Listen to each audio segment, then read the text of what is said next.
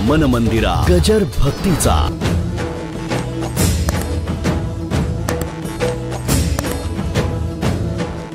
वैकुंठीचे सुजाणे शब्द काय वापरला? कोण? वैकुंठीचे शहाणे. म्हणून सगळ्यात जर शहाणा असेल तर विष्णू. काय शिव भोळा आहे, जरा इकडे तिकडे झालं की लगेच प्रसन्न होतो, लगेच वर देऊन मोकळा होतो. म्हणून मग तेव्हापासून विष्णूने सांगितलं, जरा वर देताना मला नुसता मोबाईल करा. अहो एवढी सोय झाली आधुनिक काळामध्ये, याची तुम्हाला काही आयडिया आहे का? नाही.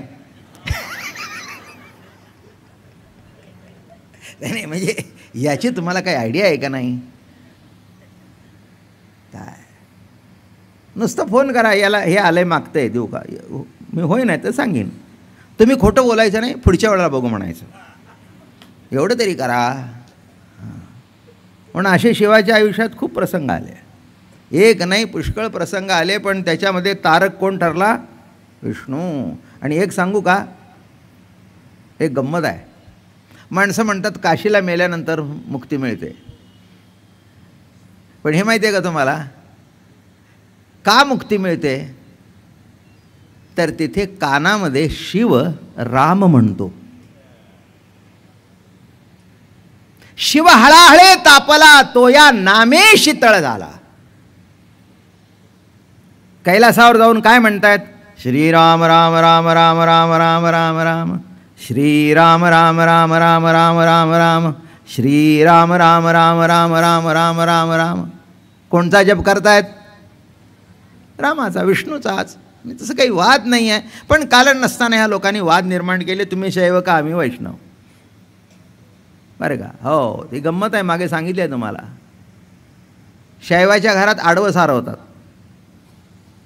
म्हणजे आता सारवायचा प्रश्न नाही, पण सकाळी पुसून घ्यायचं लादी. आणि वैष्णवाच्या घरात आडवी नाही, अशी उभी सारवायचं. कारण आडवं केलं तर शंकराचा गंध होतो. इतकी आडवी मंडळी आहे ती.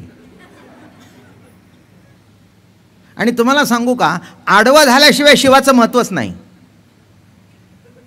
हे तरी कळलं की नाही नीट? हे बघा, जन्म देणारा ब्रह्मदेव उभा आहे, तिथपर्यंत उभा गंध, म्हणून विष्णू. आडवा झाल्यावर शिव, भस्म, संपलं. भस्म संपलं की संपलं ना. हां, म्हणून वारकऱ्याचा बुक्का आहे. जिवंत आहेत पण बुक्का लावता येतो आणि बुक्का घालता येतो.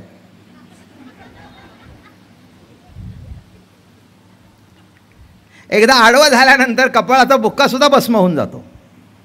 सगळं संपलं. म्हणून हे दोन कौतुक करतायत. आणि वैकुंठीचे नि सुधा आणि ज्ञानपाशी सत्वगुण बांधीजे, हे बोलणे बहु केले. ज्ञानपाशाने बांधतो हे फार सांगितले. तेव्हा त्याला ज्ञानेश्वर महाराज असे उत्तर देतात की वैकुंठीतील सर्वज्ञ कृष्ण हे सर्व शहाणे आहेत. मग ते त्यांनी बरोबर सांगतायत, हा वेदार्थसा गुरु जा निद्रिताचा गुरु. कोण आहे हा? तो स्वये सर्वेश्वरू प्रत्यक्ष अनुवादला. कोण आहे हा? अहो, म्या बोलविल्या वेद बोले, म्या चालविल्या सूर्य चाले, म्या हलविल्या प्राण हले, जो जगाते चालिता, असा विष्णू. ते सुद्धा म्हणतायत की ज्ञान हा बंदच आहे. आणि थोडंसं सांगतो ना तुम्हाला, अगदी व्यवहारात दृष्टिकोनातून कळेल असं. आपल्या घरात थोडं जर ज्ञान कोणाला असेल तर तो मनुष्य हुकूम घरात गाजवतोच. गाजवतो की नाही? त्याचं हुकूम गाजवण्याचं आधार काय? त्याच्याजवळचं ज्ञान. बरोबर आहे ना? नवरा नोकरी करण्यात हुशार असेल पण व्यवहारात नाही, पण त्या घरातली बायको शाणी असते. कारण त्याला एकदा तिने भाजी आणायला दिली, ते वाटेल ते भाव देऊन घेऊन आलं. कोथिंबीरीची जुडी आणली, वरून दिसवत चांगली, उघडल्यावर आतमध्ये साधी करू, जुडीला दिले 25 रुपये. ते म्हणली पुष्कळ झालं तुमचं, तुम्ही माझ्याकडे द्या, मी घेऊन येते. ते मला त्रास झालेला चालेल, पण हा पुन्हा डोक्याचा त्रास नको. नवरा म्हणला, बरं झालं आता हे छान आहे सगळं, मी निवांत बसतो, कमवून तुझ्या हातात देतो, फक्त खिशात जाताना माझ्या एक 25 रुपये टाक, म्हणजे पुष्कळ झालं. 8 दिवसांनी गाडीमध्ये डिझेल भरतो, त्याचे एक 100 रुपये दे, बाकी 25 रुपये रोज टाक, चहा प्यावा लागतो, वडा खावा लागतो. दुसरं कोणी आलं माधवराव गोविंदराव तर त्यांना एक वडा द्यावा लागतो, मग दुसऱ्या वेळी ते आपल्याला सामोसा देतात. असं घेवण देवण्याचा व्यवहार चालतो, तेवढं मला दे. म्हणून एक सांगू का, जे शहाणी माणसं असतात ना, त्यांना जर आपल्या बायकांना जर आपला व्यवहार पटत नसेल ना, तर आपला हातचा राखून त्यांच्या हातात द्यावं, घर चालवा म्हणावं, निवांत बघा. त्याच्यासारखं सुखी दुसरा कोणी माणूस नाही. हे उगीच किटकन, कांदे मी आणतो, भाजी मी आणतो, लसूण मी आणतो, सोल लसूण आणि काढ कांद्याची टारफलं. काय तुम्हाला माहीत नाही, त्यांच्या हातात दिलं की नाही आपल्याला बोलायला ताकद असते. परवाच बटाटा केला होता पुन्हा आज का केला. म्हणून आपला हुकूम आपल्या हातात ठेवून संसार करावा, हे अजून दुसरं नवीन. पण मजा असते संसारामध्ये. असाव शहाणे कशावर चाललंय, वैकुंठीचे सुजाणे. म्हणून महाराज या ठिकाणी म्हणतात, परिशिवेका श्रीवल्लभे. आता स्वतःचं अस्तित्व मोठं कौतुकाने सांगतात, परिशिवेका श्रीवल्लभे. हे दोघं सांगतात म्हणून नाही, नानची बंधू ऐसे शिवसूत्रमयशी येण्याची वावे ऐसे बोलिले, आणि वैकुंठीचे रमण रमापती गीताशास्त्र बोललेले असते, तेही आता यथाउक्ती सांगे नाईक. ऐसे संबंध जे ज्ञान ते तव गुणात्मक जाण, चिन्मात्र एकले पूर्ण ते संबंध गायचा. वा, हे जे ज्ञान बोललो ते गुणात्मक आहे, ते वृत्ती आहे. चिन्मात्र जे ज्ञान आहे तिथे आता संबंधच नाही. तुम्हाला एवढं तरी कळलं की नाही, गुणमय ज्ञान, वृत्ती ज्ञान, सत्ता ज्ञान एवढं तरी कळू द्या, पुष्कळ झालं. काय ही सगळी अध्यात्मातली परिभाषा आहे, ती समजायला पाहिजे. कशाला काय म्हणायचं, कशाला काय म्हणायचं, नाही का. नाही तर कशाला जिऱ्याला मोहरी म्हणाल, मोहरीला जिरं म्हणाल. हो, अवस्था वाईट आहे सध्या, कोणालाच काही पोरीनं कळत नाही बरं का. मोहरी टाक म्हटलं की जिरं टाकते, आणि जिरं टाक म्हटलं की मोहरी टाकते. जिरं टाकते, सासूबाईने सांगितलं होतं की उडलं की बघ, ते जिरं उडतच नाही. मग ती म्हणते, सासूबाई जिरं उडलं का नाही, आपलं मोहरी उडलं का नाही, ती बघितलं. अगं म्हटली जिरं टाकलं उडेल कसं, मोहरी उडते. बरं, मग सासूनं ठरवलं अजूनही उडते, स्वस्त बसले नाही, जाऊ चला. हे माझं ऐकण्याशिवाय मजा नाही. हे मधली जी फोडणी आहे ना, ती मस्त आहे बघा. तुम्हालाही बरं वाटतं, मलाही बरं वाटतं. आपलं हसत खेळत, असं काही इकडे तुम्हाला ब्रह्मज्ञान मिळायचं नाही, कारण ती मिळू नये. फक्त मिळू नये एवढं जरी महिन्यात कळलं तरी पुष्कळ झालं. बस, जास्ती काय इथे. ज्ञानेश्वर महाराज आपल्याला आशीर्वाद द्यायला बसलेत, आणखीन काय पाहिजे. नामदेव महाराज म्हणले, एकतरी ओवी अनुभवावी. आम्ही महिनोन महिने तेच वाचतोय, का त्यांची आमच्यावर कृपा होणार नाही. आम्हाला अमृतानुभव कळणार नाही, पण जीवाला समाधान वाटलं हीच कृपा. पुष्कळ झालं, पुष्कळ झालं. आपल्याला कुठे मोठं व्हायचं आहे. काही भावी ऐसे नाही माझ्या जीवी, मी तो बहुसुखी आनंद भरिता आहे साधू संतास मेळिया. आपल्याला तर असंच वाटतं बा, काही भावविव काय व्हायचं आहे, काय शिल्लक राहिले ते व्हायचं आहे. मनुष्य जन्म मिळाला, साधू संतांच्या घरात जन्म मिळाला, गेली 75 वर्ष कानाने भजन ऐकतोय, कीर्तन ऐकतोय, आणि पुन्हा आता अखंड प्रवचन चालू आहे. आणखीन काय पाहिजे. काही व्हावे ऐसे. आणि सगळ्यात मोठं काय असेल ना, तर लाखो माणसांचं प्रेम. आज पोटी जे आले त्यांचंही प्रेम मिळत नाही, पण तुमचं मला प्रेम मिळतं, म्हणून महिना महिना टस लावून येता. मला खात्री आहे, एखाद दिवस जर चुकलं ना तरी घरी माणसं तळमळत बसतात. निघायच्या टायमाला आता विणबाईच आली, करते काय, असं घडतं. पुष्कळ वेळेला घडतं, पुष्कळ वेळेला घडतं. मला येऊन सांगतात, खाली यायला मिळालं नाही. काय झालं, विहीण आली का. बरं, विणीला संसार परमार्थाचं काय नाही, तुमचं बरं, आपलं तिथे जाऊन तुम्ही बसता. बरं, आता कुठे तुझ्या पुढची ज्ञानेश्वरी ऐकायला येऊ? शेवटी काय, ती सुजाणच आहे ना, सुजाणच आहे. म्हणून ज्ञानेश्वर महाराज म्हणाले, एवं संमतिकचे ज्ञान ते तव गुणात्मक जाण, चिन्मात्र एकले पूर्णतेत संबंध काहीचा. शिवकल्याण फार सुंदर सांगतात. नसत्याचा संबंध तोची ज्ञानासी ज्ञानबंधू, पुढे ही प्रबंधू येण्याची भावे. परी हेही बोलिले म्हणून आम्ही मानिले, ऐसे नव्हे हे भले हे बोलताच असे. शिवानी म्हटलं बघा, स्वतंत्र प्रज्ञ शिवानी म्हटलं किंवा वैकुंठीच्या सुजाण्याने म्हटलं म्हणून मी मानलं असं नव्हे.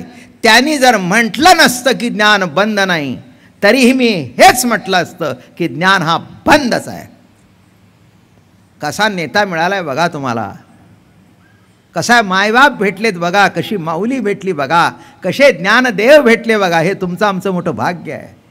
ते म्हणले विष्णूला मांडले हे ठीक आहे, ज्ञानबंद तेही म्हणतायत गीतेमध्ये, शिवसूत्रामध्ये शिवही म्हणतायत. पण ते दोघं म्हणतात म्हणून मी मान्य करतो असं नव्हे, मला पटलं म्हणून मी मान्य केलं. इतका स्वतंत्र विचाराचा कोण आहे जगतामध्ये? म्हणून कृपाळ उदार माझा ज्ञानेश्वर तया नमस्कार वारंवार. न पाहे याती कुळाचा विचार. याती कुळाचा विचार का पाहिला नाही? चिद्विलासाची भूमिका आहे म्हणून. जिथे अजून मायावादाची भूमिका आहे तिथे हे असतं, कमी जास्ती कमी अधिक हे चालू राहतं. असो, हां. म्हणून महाराज या ठिकाणी म्हणाले, याची वचने प्रमाण आणि अनुभव यायसा जाणजे, संबंधिक ज्ञान अज्ञानतेची वास्तव्यार्थ अनुभव तो नव्हे. अहो हा अनुभवामृत ग्रंथ नव्हे प्रमाणांतरची मात. प्रमेय प्रमाणातीत अनुभव मात्र. वा, प्रमेय प्रमाणातीत अनुभव मात्र. दृश्यदृष्टातीत प्रमेय प्रमाणातीत अनुभव मात्र. म्हणून निखळ ज्ञानची असता कासया ज्ञानी ज्ञानता पुढेही बोलता येसीचे. जे आत्मज्ञान निखळ तेही घे ज्ञानाचे बळ, तै सूरचिंती सबळ ऐसे नोहे. सुंदर. निखळ जे आत्मज्ञान हे जर वृत्ती ज्ञानाचा टेका घेईल, म्हणजे शुद्ध जे आत्मज्ञान त्याला जर वृत्ती ज्ञानाचा टेकू घ्यावा लागेल, तर सूर्य उदयास येण्याकरता दुसऱ्याच्या साह्य मिळवण्याची गरज आहे असं होईल. एक ओवी फार सुंदर आहे, तेवढी वाचतो बघा, फार सुंदर ओवी आहे.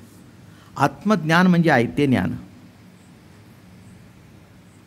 निखळतेच्या असे परिपूर्णते घेऊन ज्ञान, पण ज्ञानत्वा काय? आत्मज्ञान म्हणजे आयते ज्ञान. अगदी बाळबोध शब्द वापरला. आयते ज्ञान म्हणजे इथे मिळवायचं काय नाही, फक्त मिळून कसं आहे ते जाणीव प्रकट व्हायची. संताचे संगती मनोमार्ग गती. आकळावा, मिळवावा नाही. श्रीकती मिळवावा का आकलन व्हावा? आकलन व्हावा, आकलन व्हावा. हां, हे बघा, आकळावा. आयते ज्ञान आहेच आहे तुझ्याकडे. आत्मज्ञान म्हणजे इतकी सुंदर व्याख्या कुठेही सापडायची नाही. आत्मज्ञान म्हणजे आयते ज्ञान. आयते आयतेच आहे. बायको करावी लागते, आई आयती आहे. खरं आहे का नाही? काय, बायको करावी लागते, आई आयती आहे. तसं आत्मज्ञान जे आहे ते आयतं ज्ञान आहे, मिळवायचं नाही, फक्त मिळवून आहे एवढं कळायचं. मी काहीतरी गमतीने सांगत असतो, अप्राप्त वस्तू प्राप्त होत असते, प्राप्त वस्तू ही नित्य प्राप्त असल्या कारणाने नित्य प्राप्त आहे, आयती आहे. जे मिळालं नाही ते मिळतं, जे मिळू नाही ते कधीच मिळत नाही. फक्त एक दिवस कळतं, कळतं कळतं. मग तेच म्हणतो, माझे मज कळले, माझे मज कळले, माझे मज कळले प्रेम सुख,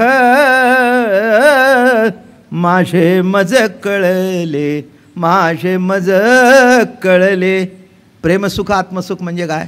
मग कळलं की आत्मसत्ता माझ्यावर कशी प्रेम करते. आई गेली, वडील गेले. लहानपणी आम्हाला झोप लागायची, आई जवळ यायची, हात फिरवायचे, उठ बाळा, उठ उठ, शाळेची वेळ झाली. आई गेले, बाप गेले, आता सुद्धा आम्हाला कोण उठवतं? कोण उठवतं? कोण उठवतं? पोटामध्ये भूक लावतं कोण? भूक लावतं कोण? भूक लावतं ती विठू माऊली सध्याही आमच्या जवळ आहे. हां, मला तर पुष्कळ, तुम्हालाही येतो आणि मलाही येतो. आता रोज आपण निवांत झोपतो, काही नाही, जेव्हा उठेल तेव्हा खरं काय इथून जायचं, मग उशीर होतो कार्यक्रम. सकाळचं काय असं बंधनकारक नाही, म्हणून सकाळी जाणं येणं नाही, माझ्या तब्येतीच्या सवडीनुसार. पण उद्या जर बाहेरगावी जायचं असेल तर रात्री आपल्याला सकाळी 5 वाजता उठायचं. हां, 200 किलोमीटर जायचं आहे. 4 तास लागून जेवण करून विश्रांतीने मग कीर्तन आहे. काय तुम्हाला गंमत सांगू, ते घड्याळसुद्धा लावावं लागत नाही. 5 वाजता उठायचं म्हटलं की बरोबर 4:45 उठा बाबा महाराज. तुमच्या सगळ्याचे नाव घेऊन उठवायला येतो, पण तुम्हाला कळत नाही. तुम्ही मिजाज मारता. मी एकदा ठरवलं म्हणजे ठरवलं. नको मिजाज मारूस. एक दिवस किती जरी ठरवलं तरी उठणार नाहीस, कळलं ना? एक दिवस किती जरी ठरवलं तरी उठणार नाहीस. कशाला मिजाज मारतोस मी उठतो म्हणून? अरे तुला असं का वाटत नाही? तू संकल्प केलास आणि पांडुरंगाने तो धरला, उठवलं. उठ बाबा, उठ बाबा, उठ उठ. किती देवाची कृपा आहे, किती देवाची कृपा आहे. ही त्याची कृपा कळणं हा चित्तत्वाचा विलास कळणं आहे. हा विलास आहे, विलास आहे. काय देवाने आमचं बरं केलं? बरोबर आहे, बरोबर आहे, दृष्टी आहे तुमची ती. आणि म्हणून महाराज म्हणाले आत्मज्ञान म्हणजे ऐते ज्ञान, निखळ तेच असे निखळ इथून तिथून, कुठेही भानगड नाही, निखळ. बरं का, एखादा सोन्याची मूर्ती केली,